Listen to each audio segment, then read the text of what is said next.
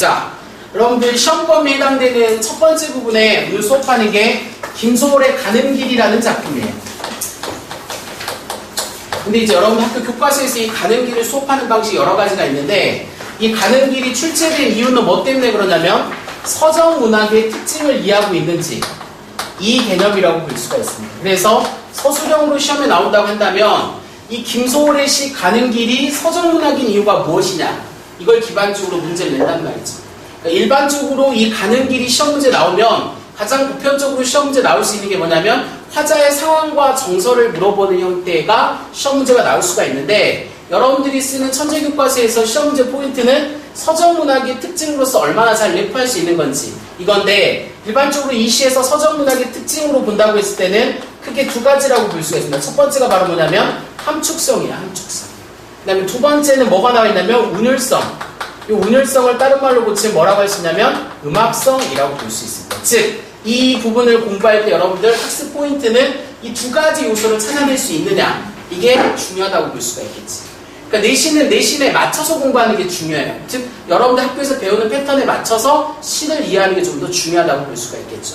그래서 여러분들 요거를 바탕으로 우리가 한번 이해를 해보도록 하겠습니다. 그 중에 첫 번째 제가 여러분들한테 수업할 부분은 뭐냐면 운율이에요. 운율. 보통 이 글의 작가가 김소월이잖아요. 김소월의 별명 자체가 뭐냐면 민요시인이거든요. 그럼 도대체 왜 김소월이 민요시인이냐 이거라는 게 여러분들 중요하다고 할 수가 있겠죠. 자, 요 민요시라는 건 바로 뭐냐면 민요가 노래지. 노래의 성격이 시에서 나타나니까 민요시라고 할 수가 있는 겁니다. 김소월의 모든 시는 기반적 전제가 뭐냐면 삼음보예요. 삼음보. 이 시도 보게 되면 하나의 연이 몇 개의 행으로 세 개의 행으로 이루어져 있지. 그러니까 그립다 말을 할까 하니 그리워 하나 둘 셋 몇 개의 음보 세 개의 음보를 가지고 있다는 거죠. 여러분들이 알고 있는 민요의 대표적인 게 우리나라 민요의 대표적인 게 아리랑이에요. 아리랑 아리랑 아라리오 아리랑 고개를 넘어간다 나를 버리고 가시는 님은 심리도 못 가서 발표한다. 몇 음보지? 3음보라는 겁니다. 일반적으로 운율 형성하는 첫 번째 조건으로서 뭘 쓰고 있냐? 3음보의 형태를 취하고 있다는 거죠. 이런 걸 우리는 뭐라고 하냐면 음보율이라고 하죠. 그 다음에 김소월 씨는 이 민요시에서 3음보만 쓰느냐? 그렇지 않습니다. 글자 수를 적절히 글자 수를 적절하게 이제 조율을 하는데 그 글자 수가 뭐냐면 7억조 형태라는 거죠. 7글자, 5글자입니다. 1학년 때 배웠던 진달래꽃도 역시나 마찬가지고 이 시도 역시나 마찬가지라는 거지. 근데 모든 게 완벽하게 7, 5에 부합하는 건 아니지만 최대한 그 형태를 맞추려고 애를 썼다는 거죠. 그래서 이 사람의 모든 시는 이게 가는 길이건 진달래꽃이건 다른 어떤 시가 됐건 이 두 가지를 기본적으로 내재하고 있다는 겁니다. 그래서 김소월 씨는 낭독하기에 적절한 시가 된다고 볼 수가 있겠죠. 이해돼? 여기 지금 시를 들어가기에 앞서서 김소월 씨가 갖고 있는 특징을 이야기하는 거라고 볼 수 있어요. 그 다음 이제 뒷부분에 보면은 여기 이제 하나 더 추가되는 게 이 시에서 나타나는데 그게 여러분들 사연에 보게 되면 사연을 한번 볼까? 지금은 내용을 하는 게 아니고 운율에 해당되는 것만 합니다. 자, 앞강물 뒷강물 흐르는 물은 어서 따라오라고 따라가라고 흘러도 연달아 흐릅디다려 이렇게 나와 있죠. 여기에서 여러분들이 파악해야 되는 건 물론 지금 앞강물 뒷강물 흐르는 물은 어서 따라오라고 따라가자고 흘러도 연달아 흐립디다려 이런 형태가 나타나 있는데 여기서 여러분들이 찾아야 되는 구조에서 핵심이 되는 건 바로 뭐라고 볼 수 있냐면 요겁니다. 울림소리의 사용이라고 볼 수가 있습니다. 자, 여기서 여러분들이 알고 있는 울림소리는 뭐가 있죠? 니은, 리을, 미음, 이음 이렇게 있죠. 보통 이렇게 이야기하죠. 비음과 유음을 섞어서 운율을 형성했다라고 볼 수 있어요. 사실은 이러한 형태의 운율을 잘 사용하는 사람은 김소월보다는 누구 시에서 좀 더 그러냐면 김영랑이라는 사람 시에서 더 쉽게 찾을 수가 있어요. 그래서 관련 시로 공부한다면 김영랑의 시를 이해하고 있으면 좀 더 쉽습니다.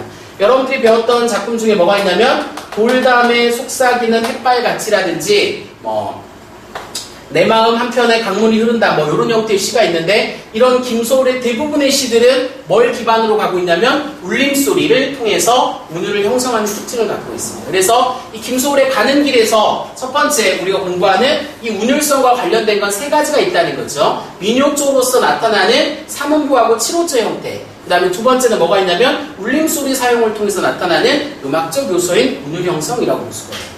그 다음 이제 두 번째는 포커스가 어디로 넘어가는 거냐면 함축성으로 넘어간다고 할 수가 있겠지. 이제 함축성은 뭘 이해해야 되냐면 내용을 이해해야지 갈 수가 있는 거야. 그 다음에 이제 내용 이해가 들어가는 거라고 볼 수 있죠. 봅시다. 자, 이 시를 어떤 식으로 함축적으로 갈 수가 있을까? 여기에서 한번 해보도록 하죠. 그립다 말을 할까 하니 그리워 라고 볼 수 있죠. 자, 이 함축성을 통해서 화자는 자신의 정서를 뭐 하고 있습니까? 드러내고 있다고 할 수가 있겠죠. 첫 번째, 화자는 지금 누군가를 간절히 그리워하고 있지. 근데 재밌는 건 말을 하니까 하니 그리워 라고 볼 수가 있습니다. 이 정서가 지금 어떤 상태냐면 심화되는 상태다 라고 할 수가 있죠. 그렇죠? 그 다음에 그 뒷부분에 보면은 그냥 갈까 그래도 다시 더 한번, 다시 더 한번, 즉 오지 않는 누군가를 간절히 그리워하면서 여기서 뭐의 정서가 담겨져 있냐면 아쉬움이야. 아쉬움. 그냥 갈 수 없는 아쉬움이라고 볼 수가 있겠죠. 그래서 기본적으로 1연과 2연을 통해서 그리움과 아쉬움의 정서를 드러내는 게 내용적인 정서상의 특징이라고 볼 수가 있겠지. 그러면 이거의 전제 조건은 뭐냐? 전제 조건은 뭐라고 볼 수 있냐면 부재입니다. 부재. 누군가 없기 때문에 누군가를 그리워한다라고 할 수가 있겠죠. 자, 그래서 여러분 학교 시험에서 가장 기본적으로 시험에 나온다고 한다면 이 작품과 정서가 유사한 작품을 고르시오 라는 게 시험에 나올 수가 있다는 거지. 그럼 전제 조건으로 공통점이 뭐가 깔려 있어야 되냐면 부재가 깔려 있어야 된다. 오케이? 그러니까 여러분들이 배웠던 대표적인 작품 중에 황진이의 시조라든지 이런 형태가 바로 부재를 바탕으로 누군가를 간절히 그리워하는 시라고 볼 수가 있지. 근데 이 시는 여기서 끝나는 게 아니라는 거죠. 자, 그 뒤에 나와 있는 중요한 요소가 있는데 그게 이제 3연부터 4연의 시험에 나올 수 있는 요소가 포함되는 거라고 볼 수 있습니다. 이걸 한번 보죠.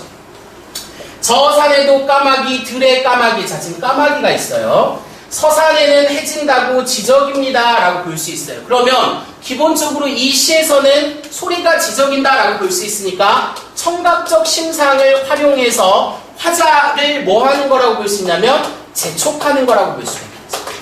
이렇게 간다고 볼 수 있죠. 얘네들이 빨리 가라고. 얘는 지금 아쉬워서 못 가고 있는 상태라고 볼 수 있는데 얘네들이 지금 뭐 하는 거지? 빨리 가라고 재촉하는 대상이 된다라고 할 수가 있겠지. 얘네? 그럼 여기서 이제 뭐냐? 야, 그 사람은 안 올 거야. 이제 곧 가. 빨리 가버려. 꺼져. 이런 식으로 얘의 아쉬움을 뭐 하는 거라고 볼 수 있냐면 심화시키는 거라고 볼 수 있어요. 그래서 여러분들 학교에서 이 부분을 객관적 상관물이라고 이야기하는 겁니다. 무슨 말인지 알겠지? 화자의 어떠한 아쉬움의 감정을 뭐를 통해서 이러한 대상물을 통해서 심화시켰기 때문에 얘네들이 뭐가 된다? 객관적 상관물이 된다라고 할 수가 있겠죠. 얘네요. 여기 지금 사연에서 나와 있는 부분. 근데 얘네들만 얘를 이별을 재촉하느냐? 그게 아니라는 거죠. 사연에 보면 하나가 더 추가가 되는 거지. 그게 이제 여러분들 보시게 되면 앞강물, 뒷강물, 흐르는 물. 이때 여기서 중요한 게 이 물 또한 역시나 마찬가지 포함되는 거죠. 화자의 어떠한 이별의 아쉬움을 재촉하는 거라고 볼 수 있지. 자, 어서 따라오라고 따라가자고 연달아, 흘러도 연달아, 흐리 뛰다려. 여기서는 지금 이게 뭐가 쓰고 있냐면 사투리가 쓰고 있죠. 이런 것들은 뭘 드러내는 거냐면 향토성을 드러내는 성격까지 갖고 있습니다. 흐릅니다 그려 이런 식으로 마무리하고 있죠. 자, 그래서 이 작품 자체에서 기반적으로 이 시가 서정문학의 대표적인 노래가 될 수 있는 건 크게 두 가지인데 화자의 정서를 함축적 의미를 통해서 드러내는 거지. 그 아쉬움이 한번 나와 있지만 이 아쉬움을 뭐를 통해서 객관적 상관물을 통해서 좀 더 심화적으로 드러냈기 때문에 그 안에 함축성이 내포되는 거라고 볼 수 있고, 두 번째는 시기 때문에 뭐를 운율을 형성한다라는 거지. 운율을 형성하는 요소가 몇 가지가 있다고요? 세 가지 요소가 있다라는 거지. 아까 이야기했다시피 음보율과 음수율을 통해서, 그 다음에 울림소리를 통해서 음악성을, 즉 운율을 형성하는 요소가 이 시가 갖고 있는 특징이라고 할 수가 있습니다. 오케이?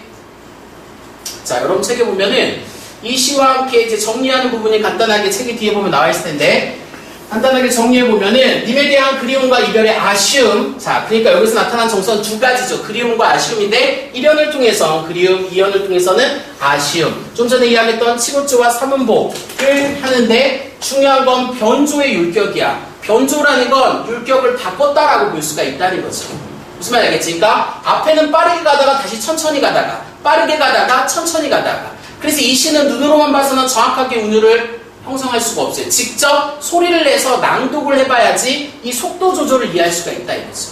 남 선생님 좀 전에 이야기했다시피 유음과 비음, 이게 바로 뭘 이야기하는 거죠? 울림소리라고 볼 수가 있겠죠. 음악적 효과, 다른 말로 고치면 운율을 형성했다. 다 같은 말이에요.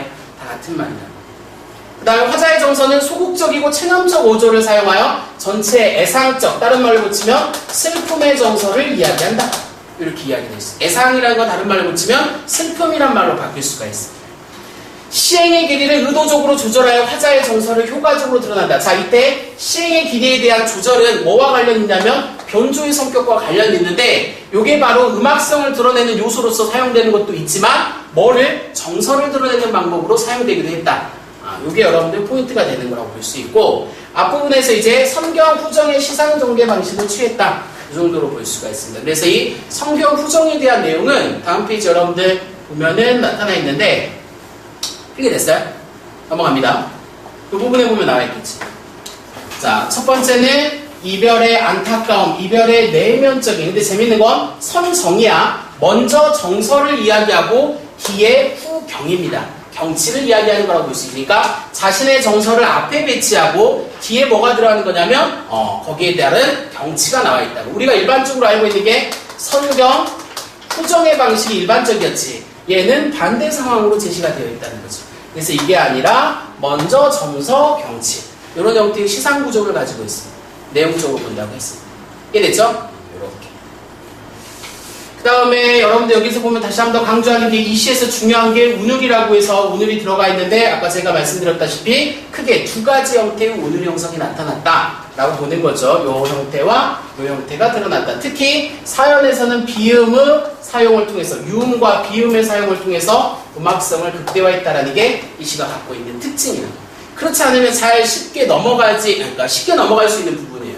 대부분 친구들이 요거는 자습서에 많이 나와 있단 말이지. 이 부분을 여러분들 좀 더 이해하는 게 중요하다고 볼 수 있습니다. 이 시에서. 됐죠?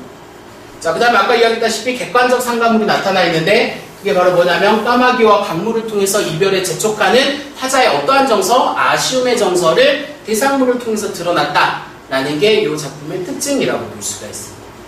되나요? 자, 정리할 수 있고 이거는 여러분들 뭐 이제 객관적 상가물과 관련된 백석의 작품이라고 볼 수 있는데 차이를 주는 거죠. 여러분들 배웠다시피 여기서 상봉은 서럽게 울었다라고 볼 수 있으니까 얘는 객관적 상가물이기보다는 감정을 직접적으로 드러내는 감정이입의 대상이라고 보는 거고 앞에 나와 있는 형태가 뭐가 되는 거냐면 객관적 상가물이 된다라고 정리할 수가 있죠. 네. 자, 좀 전에 공부했던 강물과 까마귀는 객관적 상가물이고 얘는 뭐에 해당되는 거냐면 감정이입의 대상이에요. 다른 거예요? 다른 거지. 또 이게 이제 문제가 나와야지. 그럼 간단하게 설명드리도록 하겠습니다. 자, 여기서 여러분들 질문이 나왔는데 객관적 상가물하고 감정이입의 차이가 뭐냐? 자, 이거는 여러분들 고등학교 2학년 계속 학교 시험에서 나올 수 있는 요소니까 간단하게 설명드리면 감정이입은 대상을 통해서 화자의 감정을 뭐 하는 거냐면 직접 제시하는 겁니다. 직접 제시. 이렇게. 직접 제시하는 거죠. 이에 반해서 객관적 상관물은 대상에 대한 뭐라고 볼 수 있냐면 묘사야.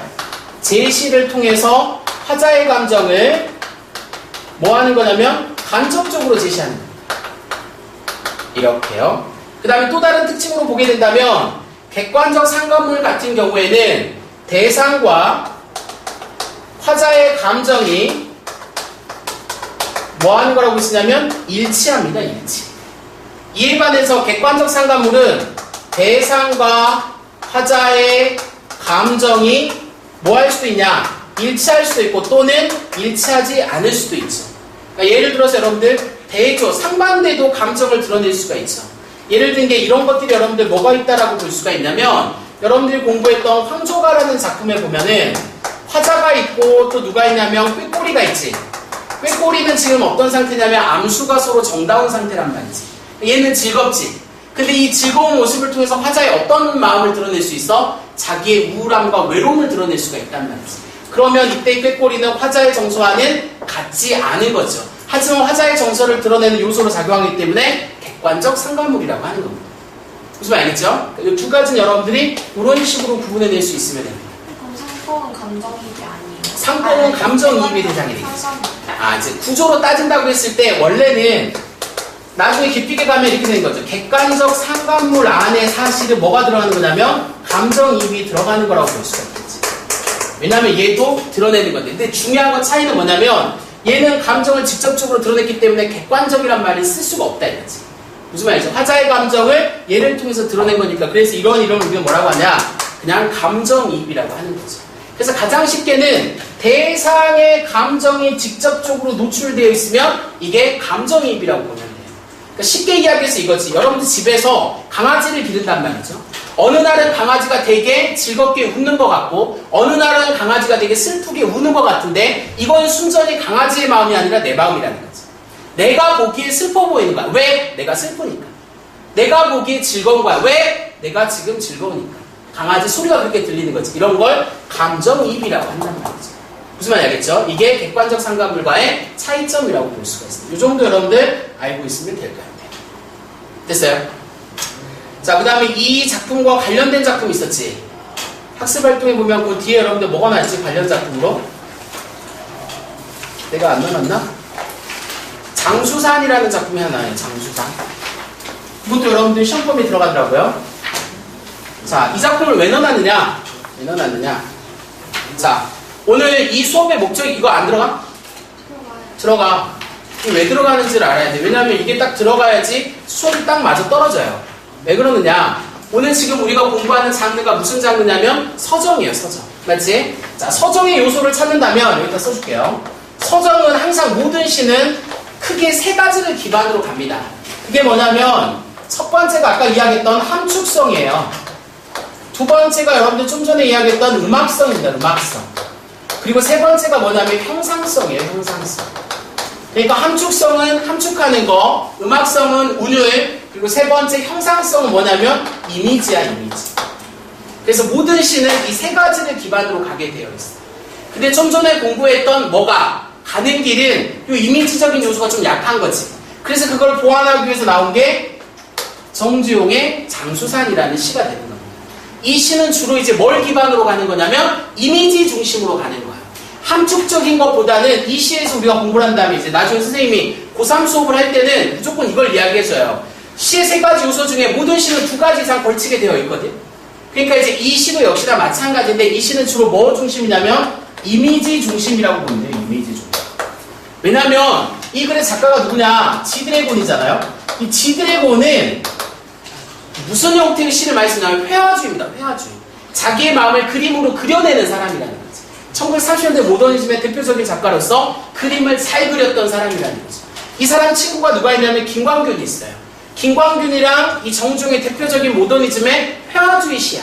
김광균 씨가 이번 고등학교 3학년 6월 모의고사에 나왔어요. 그 다음에 이제 정주영도 시험에 자주 나오는 거라고 볼 수 있고 2학년 교과서 대부분의 이 장수산이라는 시가 포함이 되어 있습니다. 그래서 이 형태를 연결해서 공부하는 게 중요하다고. 그럼 여기서 포커스는 이거야. 이 시가 이미지, 그려내는 풍경이 뭐냐? 그걸 이해하고 있으면 이 시는 끝나는 거죠. 대신 하나 더. 자, 이게 왜 시라고 말할 수 있느냐? 이미지만 있으면 시냐? 아니죠. 뭐가 있어야 돼? 음악성도 있고 함축성도 있어야 돼. 이 시를 보게 되면 뭐야? 산문시의 형태란 말이야. 근데 이 시가 왜 음악성을 형성할 수 있느냐? 이것까지 추가적으로 알고 있으면 좀 더 확실하게 공부를 할 수가 있는 거죠. 오케이? 그래서 이 시도 역시나 포인트는 여기에 두고 간단하게 설명을 드리도록 하죠. 시를 읽어보면 벌목정정 이랬더니 아람돌이 큰 소리 배엄직도 하이, 고리 울려 맹아리 소리 찌르렁 돌아옴직도 하이, 뭐뭐 한다 이러한 형태로 동일한 시어가 반복되기 때문에 여기서 뭐가 형성되냐면 운율이 형성되는 거라고 볼 수가 있어요.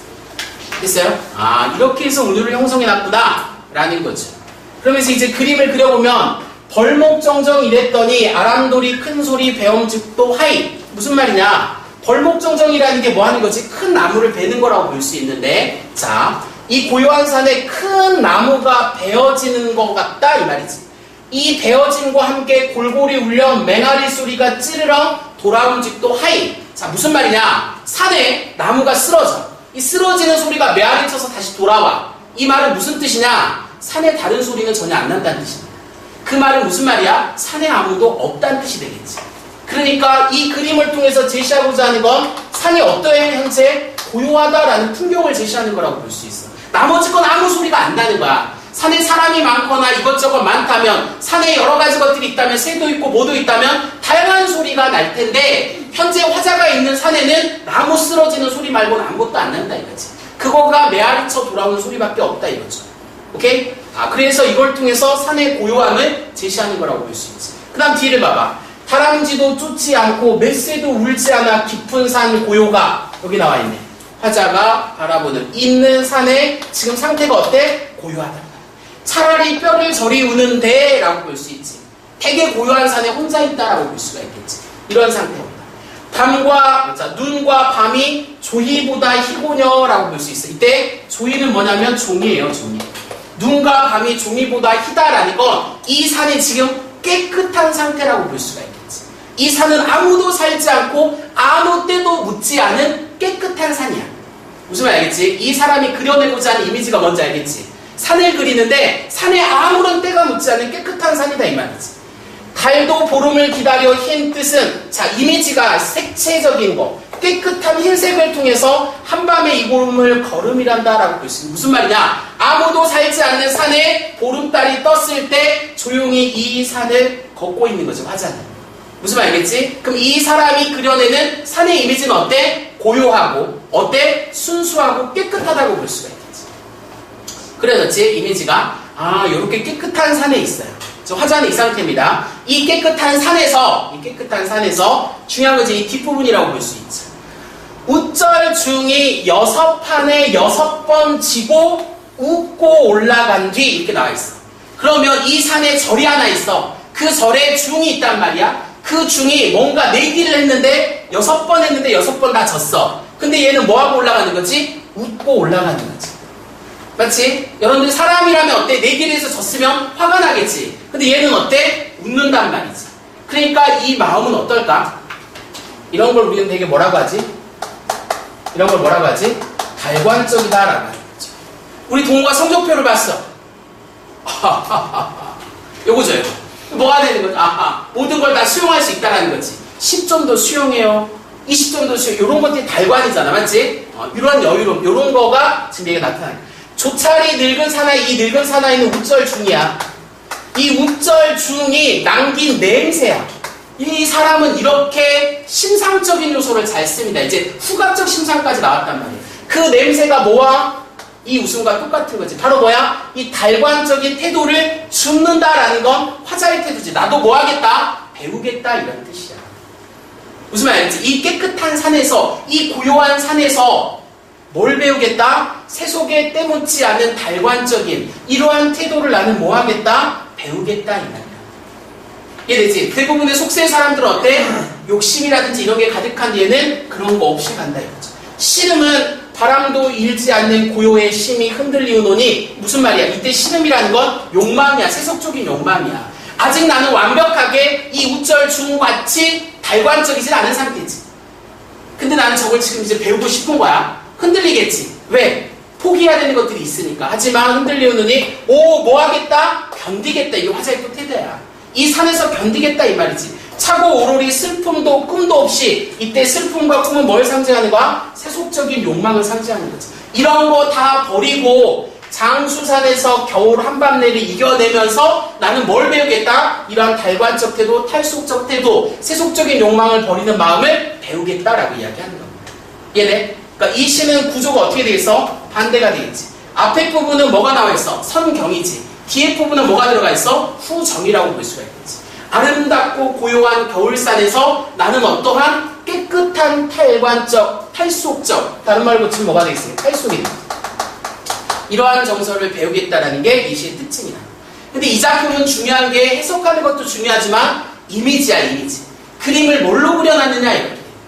그러면서 이 시가 산문 시임에도 시처럼 음악성을 형성하는 요소, 시호를 반복하고 있다 이 말이에요. 무슨 말인지 알겠습니까? 이렇게 되는구나. 그래서 여러분들 가는 길과 장수산 일이 만나면 서정문학이란 건 뭐구나 라는 그림이 기반적으로 형성이 되는 거예요. 가장 중요한 건 서정문학의 핵심은 뭐야? 음악성을 기반으로 함축성이 묻어나거나 형상성이 드러나거나 이런 식으로 해서 이 세 가지가 묻어나면 이게 뭐가 될 수가 있다? 서정문학이구나 라고 여러분들 정리할 수가 있다. 오케이? 공부의 포커스를 여러분들 여기에 맞춰서 공부하시면 됩니다.